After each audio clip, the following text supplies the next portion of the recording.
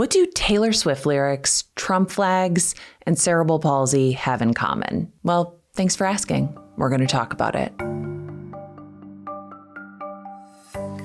It's the year 2025, and things are not great. The wealth gap is widening to widths we never thought possible. We have sorted each other into us and them, picked teams, and retreated into our respective corners.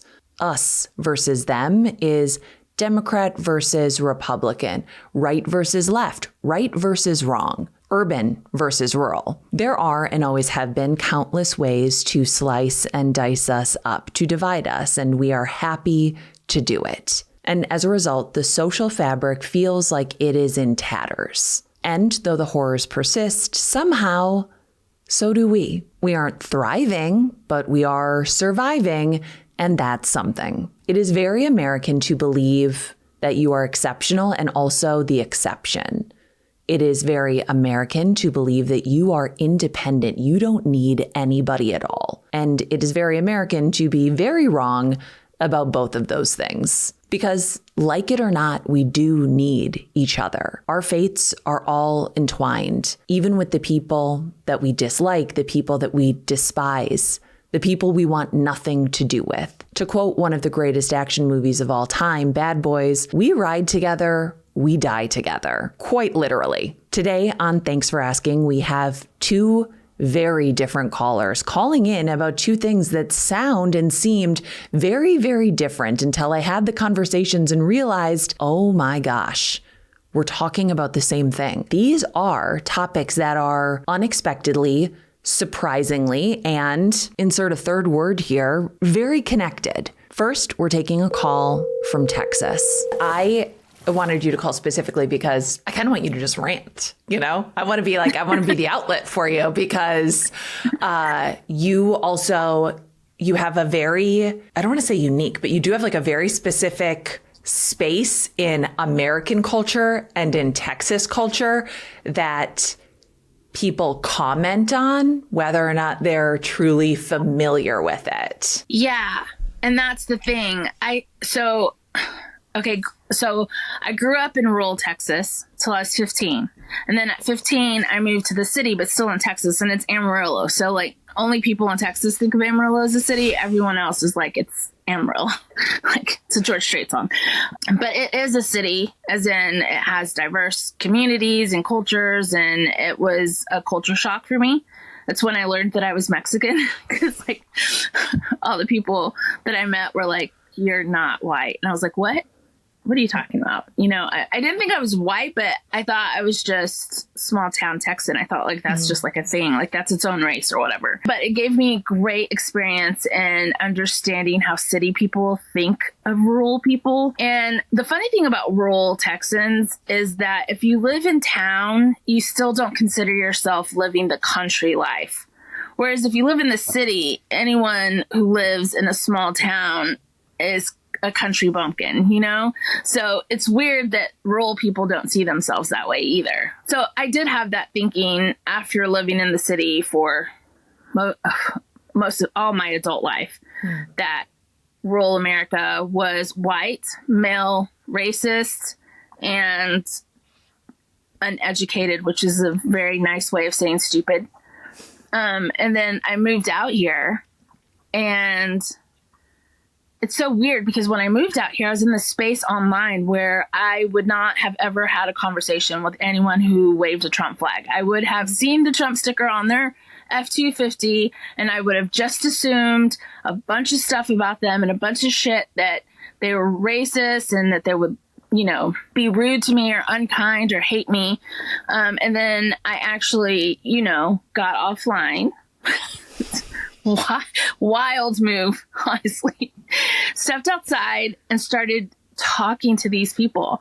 People who, like, online I never would have talked to. And a lot of them know nothing about internet life. Like, they have no idea about internet lingo. They might know some slang from their kids or grandkids, but for the most part, one of my dear friends, who's become one of my dear friends, just barely switched his flip phone to a smartphone, like 2 weeks ago. Bless him. Bless him. Yeah. And so they have no idea Take about me the back. internet. Right, exactly. I mean, I was so disappointed when he, pulled this iPhone out of his pocket. I was like, Jeff, what the fuck is that? Not you too. Not you, Jeff. Stay pure. You're my last hope. But, and now, so of course he's addicted to YouTube, but you know how it is. Like, if you get off Instagram for a month and you come back, you don't know what's happening. It's a whole other world. A month in online world is 27,000 years. You don't know what's happening. You don't know what people are ranting about. You don't know what the latest fad word is, like oligarchy now, right? Today, everyone's, oh, goodness. But, so I started talking to people who in the online world, I would have dismissed as non-human. Honestly, that's what it was. I could have come up with the 40 million reasons on why I had this assumption, and I could have come up with a million examples of how online this person, how this group of people were the worst, right? Which is a very polite way of dismissing someone's humanity, because you just put them in this group, you assume all this stuff, and you're like, they're not worth my time. But when you live in a small town of 1,100 people, you kind of have to see them as human beings, because they're the only people to talk to, unless you just want to spend your whole life talking to a cow. Which that sounds really nice to me, actually. It does, until you realize, like, the cow doesn't care at all about you. Like, you think she does, but she does not. She doesn't care. Yeah. No, she doesn't care if you live or die. She just doesn't. Except for how's she going to get her hay. But anyway. Yeah. Thanks for Asking is a podcast about life, about all kinds of things. We take listener calls, we read books, we do all kinds of stuff because life is complicated, and so are people. You can get full episodes of Thanks for Asking on my Substack, which is linked in the description. So I started going to town. I started talking to these people. And the more I talked to people who lived in my community, the more I realized that even in the Trump flag wearing group of people, there is diversity. There are different opinions about tilling your pasture or not tilling your pasture. Everyone agrees on the, cattle, like the cattle ranches are getting sold, and it's all because the greedy rich man wants to get greedy and rich. And I'm like, that's called socialism. Like, you're actually saying the same things. Yes, and so, like, the more I started talking to people and being like, well, yeah, because they would call me the commie, and because there's also the other side, like I would say, I think AOC is actually kind of smart 90% of the time. Yeah. Even when she's wrong, even when I disagree with her, I think she comes there from an intelligent point of view. Like, it's not a hatred of a certain group of people. And then they would just be like, ugh, AOC, the devil. And like, I would just say these things that they had never heard her say. And I was like, don't you agree with that? And they'd be like, well, yeah, I actually do. And I'm like, and then the thing is a lot of them watched Bernie Sanders on Joe Rogan and saw how they agreed with him about a lot of things, the cost of medicine, the price of land, the price of beef, and all this and that. So basically, I just started getting to know all these people who I literally thought I was going to hate, like, moving here. And then I found our new mayor's daughter and her wife are ranching out here. So there's queer ranchers and farmers. There's and I talked to her about, a bunch of stuff. And she said when they first moved out here, they were worried about their safety. And then they got here, and it's been nothing but kindness. So I just started thinking, like, there's so many... there's just people are complex. And when we hate each other, it's for the benefit of only one group of people. And that's the people who are exploiting our labor and our life and our cultures and our, because. And our fear to make them to further the stratification. It's like, I see this too. And even if you don't live in a rural place, you have to remember how interconnected we are. Like, our fates are tied together, like it or not. You don't want to fund public school. Well, guess what? That is our future leaders. That is our future, electorate. Like, that's going to affect all of us like it or not.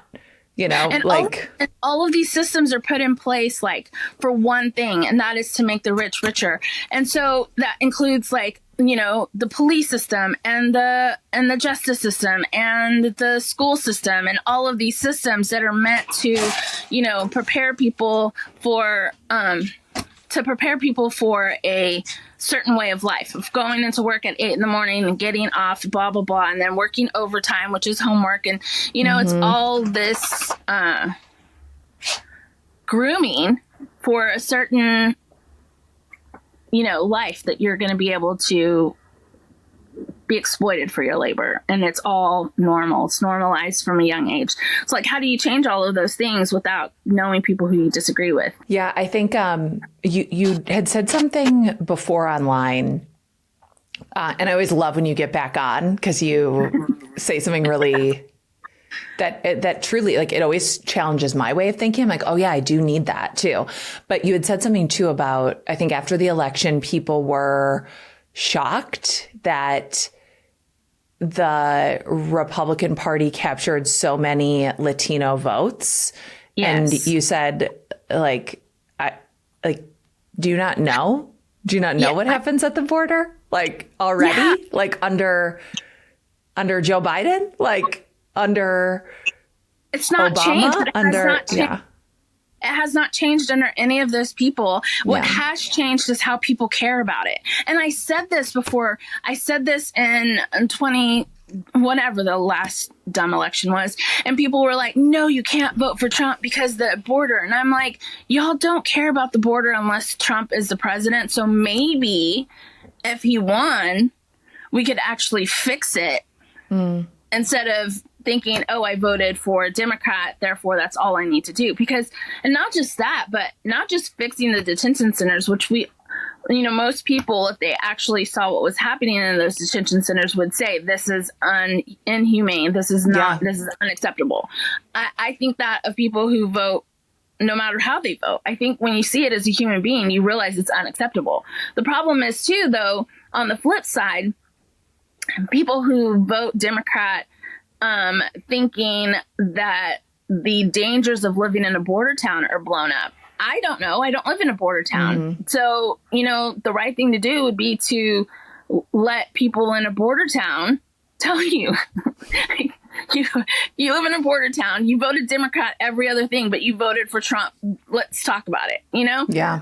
Wild concept. I saw this white woman on TikTok just rant about how, the Latinos who voted for Trump in Texas should realize that their families all have a house being made for them in detention centers. And she was like, I'm your friendly progressive. And I was like, that's not very progressive thinking, lady. Let's unpack this, right? And I just thought to myself, and then she said, I have to speak for the voiceless. And I'm like, we're not voiceless. We still live here. We're here. Indigenous people exist. We exist. Like, we're here. You don't have to speak for us. Like, ask us, because we also disagree in the Latino community. We disagree on calling ourselves Latinx or Latino or what are we calling ourselves, But I think it's important to know what's happening in border towns, because it isn't all just people are coming across the border and it's sunshine and lollipops and roses and everyone's just handing them clothes and food and they're all getting along. Like, there's serious bad stuff happening. Along with the inhumane treatment of immigrants by our government. Mm-hmm. So it's like, it's the whole thing, right? And no one talks about the whole thing. You get this piece or that piece, depending on who's running for what, Yeah, we do so many inhumane things as standard practice in America. And it's hard because you really are raised in America to see us as the good guys. Like, we're going to swoop into a world war and we're going to win it for you. Like, oh, well, we only joined World War II because they brought it to us in a place that was not a state we were colonizing and then forced them to be a state.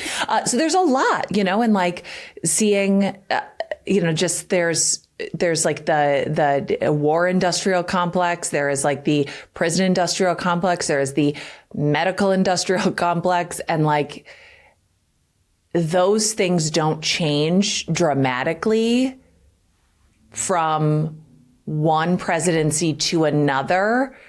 I think it's like the this week, story. though, like the concern is like, will we even have a democracy? Because now there are people in charge who truly want to codify the destruction of our government.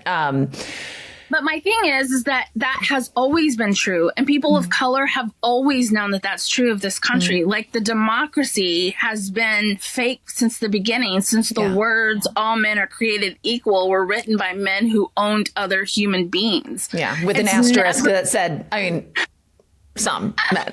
When we say all, we do mean some.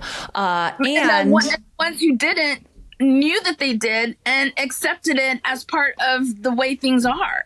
You know what I'm saying? So it's like, so that whole, like, let's look the other way at the atrocities while we keep pushing this line that everything is going to be good and America's great and this American exceptionalism has always been pushed while ignoring the inhumanity of Americans. You know what I'm saying? And this is my thing. People, I just thought people were so aghast at Latinos for voting for Trump, as if voting for Kamala Harris wasn't also voting for someone who supported a genocide. Do you know what I mean? Like the same way me too, the same way we ignored that and voted for her, people ignored Trump's racism, for lack of a better word, because they thought, well, in a good economy, my family can survive. And like, that's really all we voted for. Everyone voted for which one of these horrible choices am I going to have the best chance of surviving in? Yeah. Because we no longer think of a community or collectively.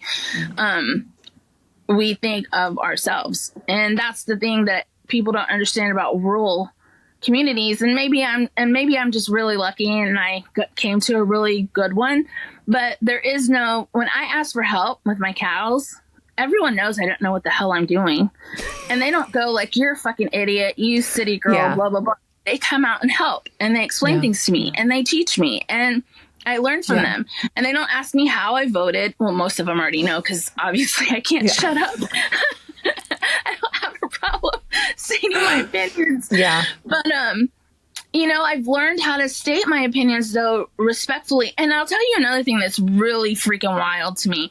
I am more accepted and tolerated. I don't want to say tolerated. I'm more accepted and listened to and have freer space to state my opinion among a bunch of Trump flag wearing white men Republicans than I do online in liberal or leftist circles. I believe it. I do. I absolutely love when it's like a white woman explaining to me about racism and why my opinion is wrong, because obviously I'm privileged and I'm just like, you don't actually believe what you're saying when it's easy to believe what you're saying when you're behind a screen and you're only interacting with people through pixels and you believe that is doing something. And I have been that person, a chronically online person who believes that like popping off on the internet is like changing the world when it isn't. If anything, like being reprimanded, shamed, like further entrenches people into what they believe. It's like a defensive thing. And, if you treat everything like a fight, like you're going to get a fight. Yeah, and then those people are going to retreat into circles on the internet where everyone does agree with them. And then what does that leave us? Everyone just believes that they're right because, I don't know, 2,000 other followers believe that they're right or tell them yay or high five or whatever. And, I'll tell you another thing, like the chief of police here in Florence, well, he just left, but he was the coolest, nicest, caring person ever. Like, and one day we were out somewhere eating dinner and he was there grabbing some to go. And I told him, I was like, I don't really like cops. And he's like, why not? And so I was telling him, like, after George Floyd and blah, blah, blah. Of course, I went on that whole thing. Yeah. And he was like, I wouldn't like them either if that's all I saw. Like, I totally get that. But if you have any problems with any of my officers, you call me, and gave me his cell phone number. Like, just the nicest care. And to me, it's like, you know how much change we could make if we supported police officers who were that type of person, who were the type of person that sees why people don't trust the police and goes out of their way to try to restore a little bit of that trust. Yeah. You know? And I think we would get so much further than tearing down, is all I'm saying. You know, I think when I sit at the bar and I talk to someone who has been a cattle rancher his entire life since he was 5 years old and has never even mentioned the words, you know, I think maybe you're right. I agree with some leftist things. Like, that is how we change. We don't, or again, with my friend and her fiance that, you know, these people who say the most awful things about gay people online, and then they walk into their coffee shop and tell them hi and give them a hug and see them as something. And I can totally get that. The reason why I'm not no longer thinking of myself as like, accepting these homophobic people is because I started realizing that I was dehumanizing Trump supporters. So they dehumanize gay people. But then when you see them face to face, you realize, oh, this is a whole, you know, a whole person, not just this one thing about them. And so that doesn't make me any better than them, because I do it too to all kinds of people. Like, that's another reason why I've tried to stop saying like white people this and white people that, because, well, first of all, my husband's white, so it makes it a little strange around here. He's like, what? And you're like, what? Huh? Yeah. And it's hard. It's so hard for me.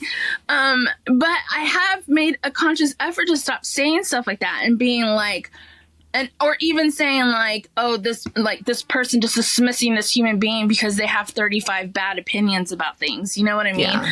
I start saying, I don't like this opinion from this person, not I don't like this whole person, because I don't know this whole person. Do you think also that there's like a correlation between how empathetic you can be with someone else and how empathetic you can be with yourself? Because even what you just said is something that my therapist has been working on with me, where it's like, instead of using blanket statements with myself, like, oh, I'm the worst. Yes. I'm always this. It's like, oh, a part of me feels this way. A part of me is like this. A part of me sometimes does this, because no one is all one thing. And that means no one is all one thing. Even the people that we disagree with on things that we hold so dear and so sacred to us.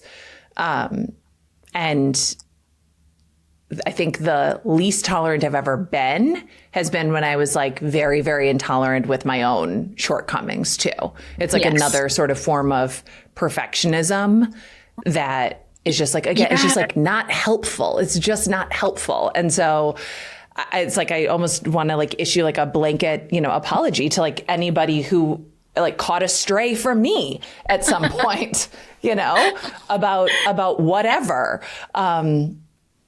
Because, you know, I know for a fact I've done that. I definitely have. That was a little excerpt from Thanks for Asking. If you want full episodes, audio and video, you can go to the link in our description.